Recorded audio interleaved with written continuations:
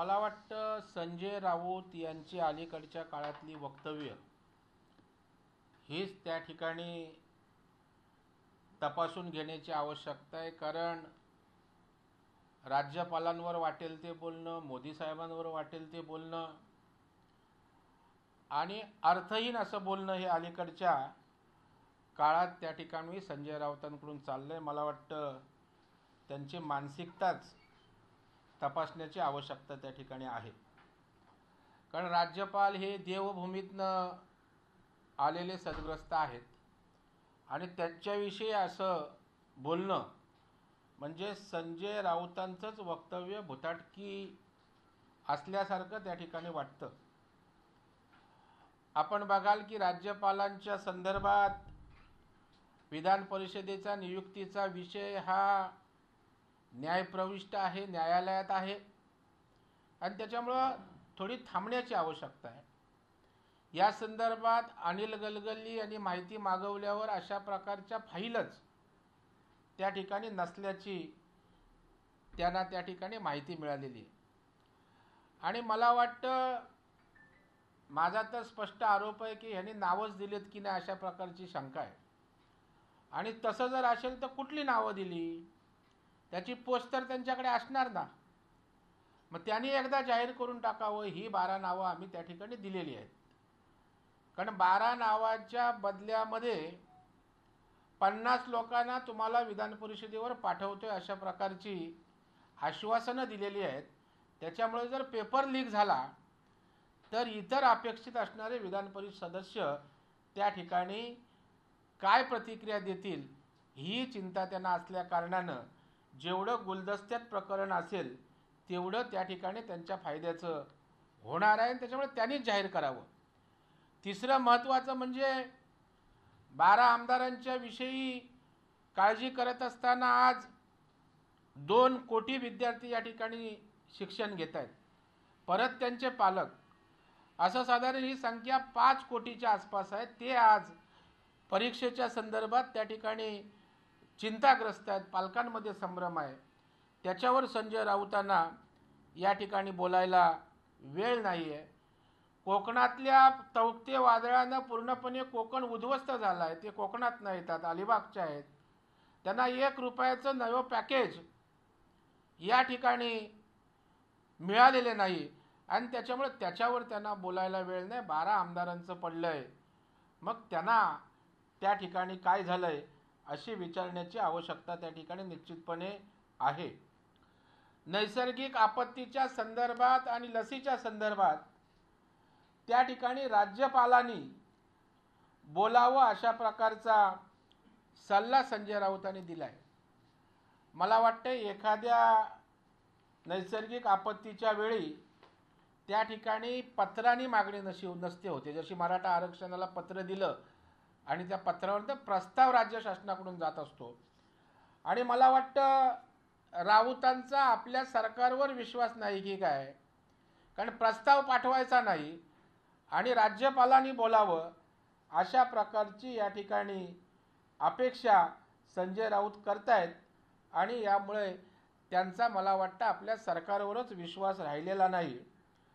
आणि राज्यपाल महोदयांना लसीसाठी पाठपुरावा करायला संजय राऊत सांगतायत म्हणजे त्यांनी महाराष्ट्र सरकारला शंड समजलेला आहे का, की त्यांच्यात क्षमता नाही, त्यांच्यात कुवत नाही, ते काय करू शकत नाहीत आणि म्हणून आता शेवटचा पर्याय म्हणून राज्यपालांनी त्या ठिकाणी बोलावं अशा प्रकारची अपेक्षा संजय राऊत व्यक्त करतायत. हेही स्पष्ट होण्याची अत्यंत आवश्यकता आहे. दुसरं, त्या ठिकाणी भारतीय जनता पार्टीचा प्राणवायू संपेल अशा प्रकारची अपेक्षा त्या ठिकाणी हिताचा सल्ला देत आहेत. मला असं वाटतं की जनतारूपी प्राणवायू भारतीय जनता पार्टीला खूप आहे. सातत्यानं देशातील राज्यातील जनतेनं जनाधार देऊन सतत प्राणवायू भारतीय जनता पार्टीला दिलाय. आणि अलीकडच्या काळामध्ये पंढरपुरात पांडुरंगाच्या भूमीत सुद्धा तिथला प्राणवायू हा भारतीय जनता पार्टीलाच दिलेला आहे. आणि आपल्या नाकातोंडातनं नळ्या जनतेच्या आशीर्वादाच्या काढून घेतलेल्या आहेत. तरी पण आपण त्या ठिकाणी दुरुस्त होणार नाही आणि अशी उद्विग्न आणि तिरस्कारात्मक भूमिका आपली येणार असेल तर ती दुर्दैवी आहे। माझी तर त्यांना नम्र विनंती आहे, कारण मी कधी काळी शिवसेनेतनं आलेलो आहे।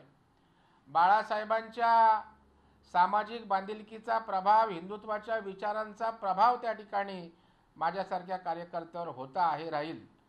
आणि आज शिवसेनेची सामाजिक बांधिलकी हा शिवसेनेचा प्राणवायू होता। शिवसेनेचं स्पिरिट, हिंदुत्व, स्पिरिच्युअल काम हा प्राणवायू होता। अलीकडच्या काळात ते स्पिरिट, ती सामाजिक बांधिलकी आहे का हे राऊत साहेब जरा तपासा। आणि मग आपला प्राणवायू कुठे गेलाय? निसर्ग वादळ झालं, कुठेही कोकणामध्ये शिवसेना दिसली नाही। कोरोना झाला, कुठेही कोकणामध्ये शिवसेना दिसली नाही, रस्त्यावर दिसली नाही। परवा तौक्ते वादळ झालं, भारतीय जनता पार्टी पत्रे न्या, कौलं न्या, कापडं न्या आणि त्या ठिकाणी सामाजिक बांधिलकीतनं सरकारच्या पलीकडे वैयक्तिक मदत करण्याची भूमिका घेतली। आज ती सामाजिक बांधिलकी दिसते का?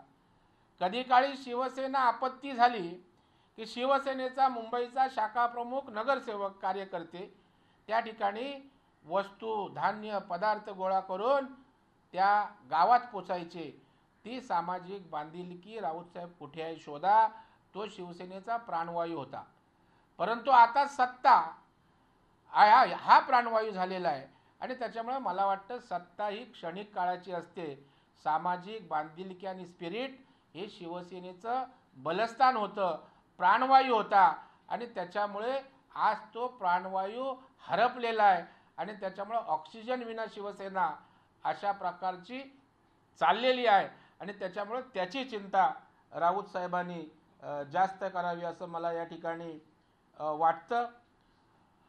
दुसरं, त्यांनी या ठिकाणी माझी त्यांच्या माध्यमातून मागणी आहे की कोकण निसर्ग तौक्ते वादळ या संदर्भात मुख्यमंत्री महोदयांनी 3 तासाचा दौरा केला, त्याच्यावरही आम्हाला काय म्हणायचं नाही।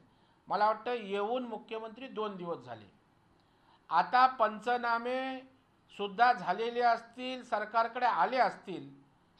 जर या ठिकाणी काही दिवसामध्ये कोकणवासियांना मदत झाली नाही तर मंत्रालयाच्या प्रवेशद्वारावर त्या ठिकाणी मी कोकणवासियांच्या मदतीसाठी उपोषणाला बसेन।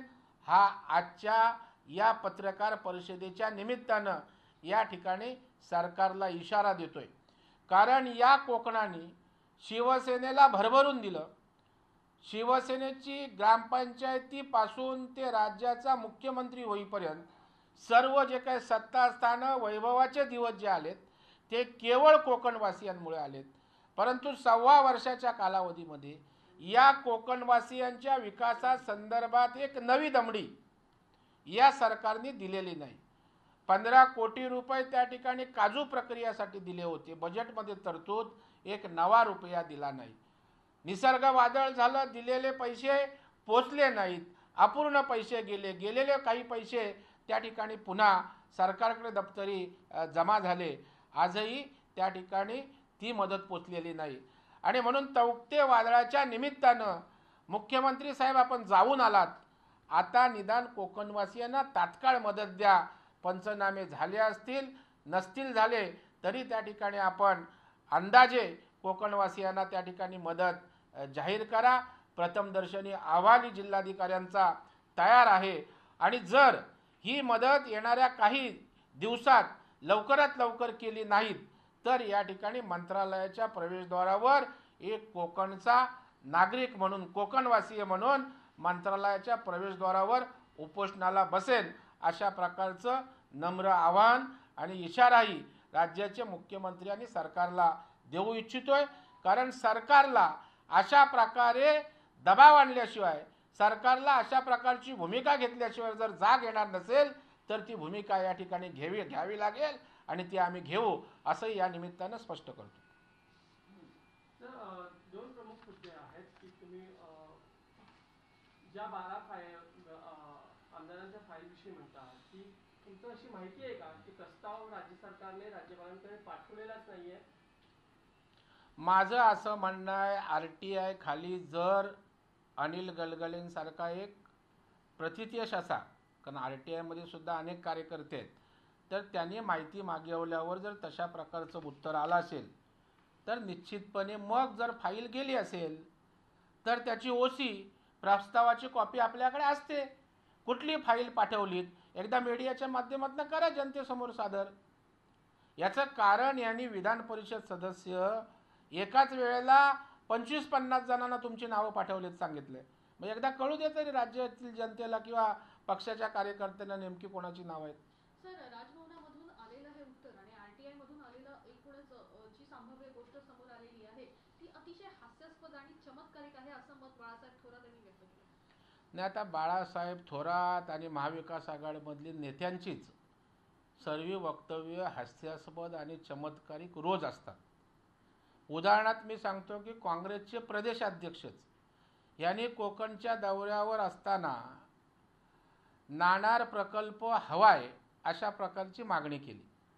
मला सांगा, आता सत्तेतला प्रमुख पक्ष शिवसेना ज्यांचे मुख्यमंत्री आहेत या संदर्भात नाणारच्या विरोधात भूमिका घेतलेली आहे. वाटेल जे झालं तरी नाणार होणार नाही. मग आता याविषयी मुख्यमंत्र्यांनी भूमिका स्पष्ट करावी. म्हणजे आता नाना पटोलेंची भूमिका चमत्कारिक नाही का? एका बाजूला सरकारबरोबर सत्तेत राहायचं आणि दुसऱ्या बाजूला त्या ठिकाणी भूमिका मुख्यमंत्र्यांची शिवसेनेची वेगळी, काँग्रेसची वेगळी. म्हणजे हे हास्यास्पद किंवा चमत्कारिक नाही आहे का? एका बाजूला सरकारमध्ये राहायचं, सांगायचं कर्ज काढावं लागेल तरी कोकणवासियांना त्या ठिकाणी पैसे उपलब्ध करून द्या. मग अडवलंय कुणी? सरकार तुमचं, मुख्यमंत्री महाविकास आघाडीचे, तुमच्यामुळे सरकार बनलंय. मग आपण का त्या ठिकाणी सांगत नाही की आपल्याला त्या ठिकाणी कोकणवासियांना पैसे द्यायला पाहिजेत? मग याला काय म्हणायचं? याला हास्यास्पद म्हणायची भूमिका, चमत्कारिक म्हणायची, तकलादू म्हणायची, की जनतेला त्या ठिकाणी भुलतापा मारणारी म्हणायची? आणि त्याच्यामुळे मला वाटतं महाविकास आघाडीमधील तिन्ही पक्षाच्या नेत्यांमध्ये कशाचा कशाला मेळ नाही. एकीकडे सत्तेतही राहायचं आहे, दुसरीकडे स्वतःचं अस्तित्वही टिकवायचं आहे. अशी तारांबळ मला वाटतं सत्तेतल्या महाविकास आघाडी नेत्यांची झालेली दिसते. नाना पटोले आताच म्हणाले आहेत की आमच्यामुळे सरकार आहे. नाही, तुमच्यामध्ये सरकार जर आहे असं वाटत असेल आणि ते खरं असेल तर आपली धमक दाखवून द्या. सांगा, तुम्ही 2 विषय आत्ता नुकतेच जाहीर केलेत. नाणार प्रकल्प त्या ठिकाणी जर झाला नाही तर आम्ही सत्तेतून बाहेर पडतो. आहे का हिंमत नाना पटोलेंची? का तो अधिकार, तेवढी कुवत आहे का सांगण्याची आणि अंमलबजावणी करण्याची? कोकणवासियांना कर्ज काढून पैसे द्या आपण बोललात खरं, परंतु ते लगेच तात्काळ त्याचा निर्णय करण्याची धमक आपल्यामध्ये आहे का? सांगाल का सरकारला कोकणवासियांना 2 दिवसात पैसे द्या, त्याच्या सरकारमधून बाहेर पडू? त्याच्यामुळे हे केवळ बोलाची कडी आणि बोलाचा भात आहे. वस्तुतः कृतीमध्ये यापैकी कुठलीही गोष्ट येईल असं वाटत नाही. सर, एकूणच फाईलच्या गहाळ झालेल्या आहेत या सगळ्या एकूणच प्रकरणामध्ये राजभवनाने आणि स्वतः राज्यपालांनी या संदर्भातला खुलासा करावा अशी देखील मागणी थोरातांनी केली. नाही, राज्यपाल हे काय कार्यकर्ते नाहीत की ब्लॉक अध्यक्ष नाहीत काँग्रेसचे, की शिवसेनेचे शाखा प्रमुख नाहीत किंवा पक्षाचे नेते नाहीत. त्याच्यामुळे एका मंत्र्यांनी, ज्या मंत्र्याला संविधानिक शपथ देण्याचं काम जो राज्यपाल करीत असतो, किंबहुना राज्यपालांमुळे त्याला त्या ठिकाणी मंत्रीपद मिळत असतं अधिकृतपणे, त्याच राज्यपालांना सल्ला देण्याची भूमिका मला वाटतं हीच मुळात अयोग्य त्या ठिकाणी आहे. आणि त्याच्यामुळे पक्षाचा कार्यकर्ता नेता असल्यासारखी राज्यपालांकडून अपेक्षा करणं हेच मुळात त्या ठिकाणी उचित नाही, चुकीचं आहे असं माझं मत आहे.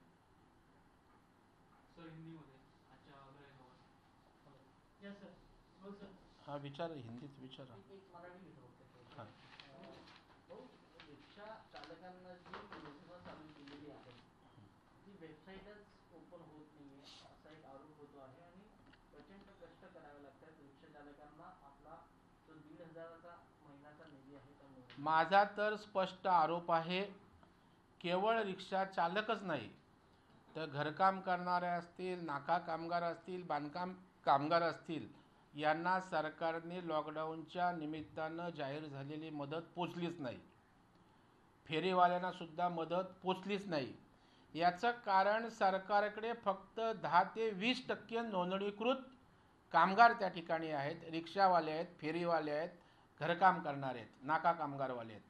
आणि त्याच्यामुळं कामगार मंत्र्यांनी जो आकडा दिला काही कोटींचा, त्या आकड्याचीच चौकशी होण्याची आवश्यकता आहे. मुळात नोंदणीच नाही तर त्यांच्या अकाउंटमध्ये पैसे जाणार कुठून, हा प्रश्न आहे. आणि मला वाटतं याही सर्व प्रकरणाची सखोल चौकशी होण्याची आवश्यकता आहे की त्यांच्या अकाउंटमध्ये पैसे न जाता हे पैसे दुसऱ्या कुठल्या अकाउंटमध्ये जर गेले नाहीत ना, अशा प्रकारचा संशयसुद्धा घ्यायला त्या ठिकाणी जागा आहे. आणि म्हणून मला वाटतं फेरीवाले, कामगार, रिक्षावाले या सगळ्यांना जाहीर केलेली रक्कम आणि प्रत्यक्षात त्यांना मिळालेली रक्कम याचा लेखाजोखा या कष्टकऱ्यांसमोर, महाराष्ट्रातील जनतेसमोर मांडला पाहिजे. सर, काँग्रेसची भूमिका जर आपण बघितली तर 7 तारखेला जो मागासवर्गीय जो GR काढण्यात आला होता तो रद्द करण्यासंदर्भात नितीन राऊत आणि अजित पवार यांच्यामध्ये काहीसा वाद झाल्याचं पुढे आलं. त्याच्यानंतर काँग्रेस देखील नाराज असल्याचं स्पष्ट होत आहे. पण इतकं सगळं असताना देखील आता नाना पटोले यांचं विधान जर आपण बघतो तो वारंवार ही नाराजी काँग्रेसची सध्या बघायला मिळते. नाही, मला वाटतं हे पेल्यातलं वादळ आहे. कारण सत्तेची खुर्ची यांच्यासाठी एवढी महत्त्वाची आहे की त्यांना इश्यू महत्त्वाचे वाटत नाहीत. आज त्या ठिकाणी नितीन राऊत जरी बोलले तरी नितीन राऊत म्हणू शकतील का की पदोन्नतीचा, आरक्षणाचा विषय जर मार्गी लावला नाहीत तर आम्ही सत्तेतून बाहेर पडू? नाना पटोले म्हणू शकतील का नाणार झाला नाही तर सत्तेतून बाहेर पडू? त्याच्यामुळे केवळ एकमेकांवर दबाव निर्माण करण्याचा प्रयत्न आहे. परंतु मला वाटतं उद्धवजी ठाकरे साहेब या दबावाला भीक घालत नाहीत असं दिसतंय. आणि त्याच्यामुळे या ठिकाणी आपलं अस्तित्व दाखवण्यासाठी आपापली वोट बँक त्या ठिकाणी सिक्युअर्ड करण्याचा केविलवाना प्रयत्न होतोय.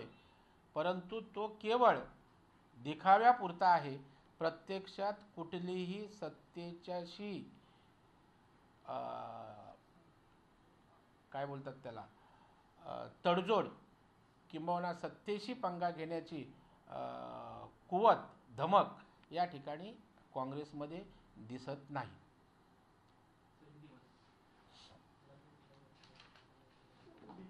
विचार हिंदी विचार. सर, आज के सामने अदालत में फिर से एक बार 12 विधायकों का आमदारों का सवाल उपस्थित किया है. तोक्ते चक्रवात में ये फाइल उड़ गई, क्या ऐसा सवाल उठाएगा, क्या कहेंगे? मुझे लगता है संजय राउत साहब की भी मानसिकता देखने की आवश्यकता है. क्योंकि राज्यपाल एक संवैधानिक महत्वपूर्ण पद है, उसके बारे में उसकी एक गनीमा है और उसके प्रति खिलौनी हरकत करना अच्छा नहीं. अभी 12 फाइल के बारे में राज्यपाल संवैधानिक जो अधिकार है उसके तहत कार्रवाई करेंगे. अगर कोर्ट ने इंस्ट्रक्शंस दिया कि कोर्ट के दायरे में राज्यपाल आते हैं कि उनको मालूमात देने की आवश्यकता है तो वो देंगे भी. मुझे लगता है प्रस्ताव की बात आई तो लस रहे, कोकण के तौकते वादल की मदद रहे और राज्य सरकार का प्रस्ताव जाता है. अब प्रस्ताव जाने के बाद राज्यपाल वो फॉरवर्ड करके मदद आती है. मुझे लगता है संजय राउत साहब राज्यसभा सदस्य करके अनेक साल है, तो मुझे लगता है उनको ये प्रोसीजर मालूम होनी चाहिए. लेकिन उनको प्रोसीजर करना नहीं, दिखावा करके लोगों के मन में राज्यपाल और केंद्र सरकार के प्रति तिरस्कार कैसा हो, यह सोची साजिश समझिए उनकी. आप देखोगे कि मराठा आरक्षण के बारे में मुख्यमंत्री ने जाके लेटर राज्यपाल को दिया, केंद्र को लिखो आरक्षण दो. तो आरक्षण ऐसा लेटर दे के वो भेज के आरक्षण मिलता है क्या? उसका प्रस्ताव रहता है, वो गवर्नमेंट प्रस्ताव बनाते हैं, फिर राज्यपाल प्रोसेस से वो भेज देता है.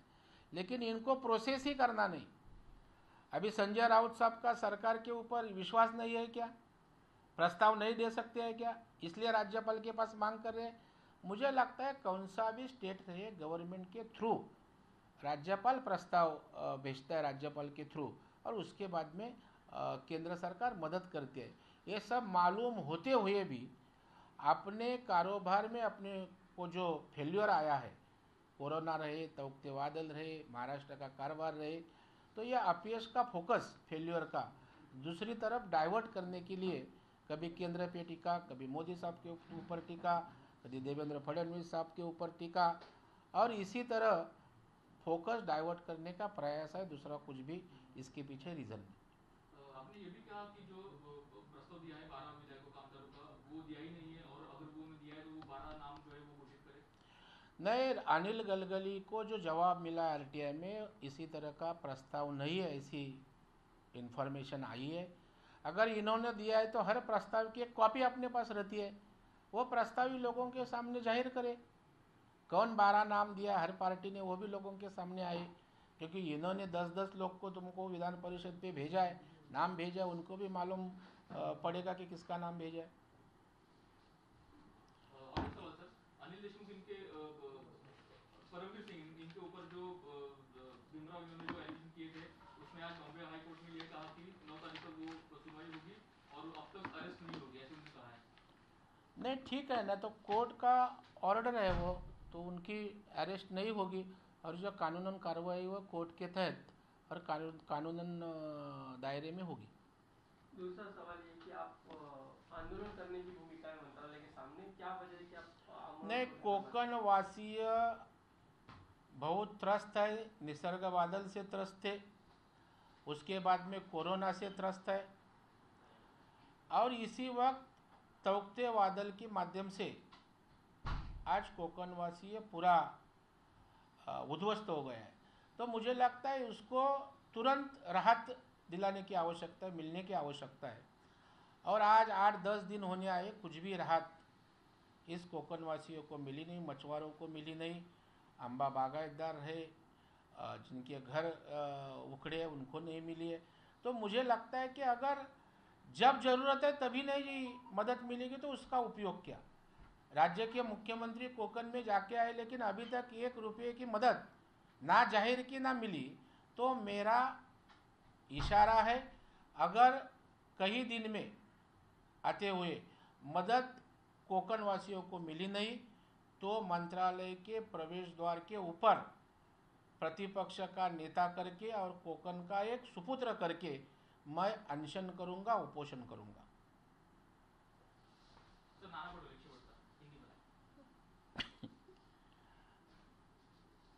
जब नाना पटोले कह रहे हैं कि हमारे वजह से सरकार है, ये कहने की नौबत नाना पटोले में क्यों आ रही है? मुझे लगता है नाना पटोले की कांग्रेस की वजह से सरकार है, ऐसा उद्धव जी ठाकरे जी को जरा भी लगता नहीं, और वैसा है तो नाना पटेल के बयान को सीरियसली लेते थे, लेकिन उनको मालूम है यह खाली बोलते हैं, इसलिए वह नज़रअंदाज करते हैं। और नाना पटोले में इतनी हिम्मत है तो 100% कांग्रेस के आधार पे ही सरकार है, ये वस्तुस्थिति है। जो भले मुख्यमंत्री मानते नहीं हो, तो अगर नाना पटोले में धमक है, हिम्मत है, तो बोलो नानार प्रकल्प लाओ, नहीं तो हम सरकार से बाहर पड़ते हैं। हिम्मत नाना पटोले में तो नहीं है, क्योंकि खाली कांग्रेस का अस्तित्व है, कांग्रेस की भी अलग भूमिका है, ये बताने का दिखाने का काम नाना पटोले की बयानबाजी से हो रहा है। और वैसा हो तो नाना पटोले ने ऐसा ऐलान करके हिम्मत दिखाने की आवश्यकता है, वो जो दिखा नहीं सकेंगे। दूसरा, नाना पटोले ने बताया कि कर्जा निकालो लेकिन कोकण वासियों को मदद करो, ये बात की ऐलान किया, इम्प्लीमेंटेशन कौन करेगा? खाली प्रसार माध्यमों में बोल के नहीं होगा, आप सरकार का भाग है। विजय वडेट्टीवार तो मदद पुनर्वसन मंत्री है, आपके मंत्री है, रेवेन्यू मिनिस्टर जो है बाला साहब थोरात आपके है, ऊर्जा मंत्री है वह आपके है। तो मुझे लगता है कि खाली बयानबाजी करने से कृति की आवश्यकता है, और वो नाना पटोले करके दिखाए, मैं उनको धन्यवाद दूंगा। बातमी मागची बातमी म्हणजे